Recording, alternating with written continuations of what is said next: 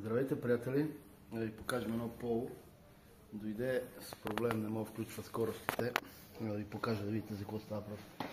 Това е част от амбриажния лагер, разпаднал се. Вижте как са счупени ламелите на притискателя. Така са се окопали, тук са се счупили направо. И е там муфичка, и по нея се движи този лагер, амбриажния е така. И тя се е счупила също. Това е част от нея. Значи това е каране до край. Виж как са счупили ламелите и са се въртели. Виж как са удряли по диска насекъде. Виж как лъщи. Виждаш?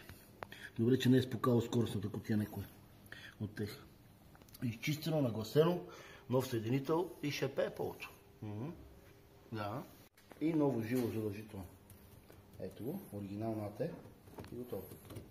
Така се прави. Така. Това от нас.